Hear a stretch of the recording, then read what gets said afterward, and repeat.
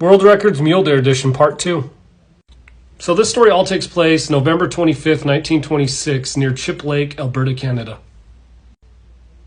It was about 20 degrees out, and Ed Broder and his two buddies decided that they wanted to go hunt some deer, so they hopped in his 1914 T-model Ford, and they headed about 100 miles outside of Edmonton near Chip Lake. And you're probably thinking, Travis, how did they make it? 100 miles in a Ford? I don't know. They built them better back then. So you can imagine the trip was probably pretty treacherous. There's about a foot of snow on the ground, but they made it. They made it to an area near Chip Lake, and they made it to a sawmill where they hired a team of horses and a sleigh to haul all their equipment, their tents, everything like that.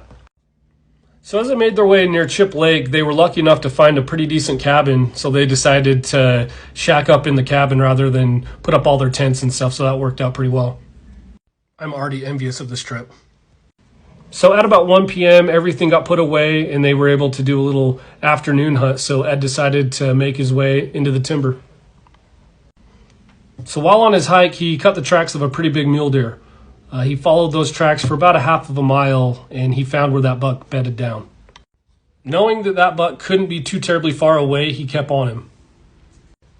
So as he was tracking this buck, he came across two moose tracks that basically crossed over the deer's tracks. So he had a decision to make. Should he go after the buck or chase these moose? Well, in his experience, he knew that moose travel quicker and they travel further, so he decided to keep after this buck.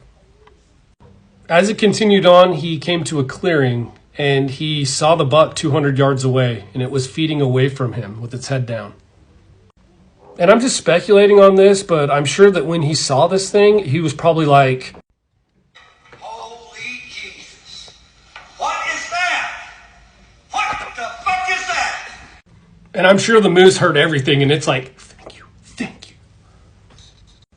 So with that deer feeding away from him with its head down, he knew he didn't have the best shot. The distance was fine with 200, but he had to wait for the perfect opportunity. So he waited until it lifted its head, and he put one right on its spine, right in the back. So as Ed walked up to this buck, he was in utter disbelief. He could not believe the size of this animal, with how many points it had, how heavy it was, just everything it had going on.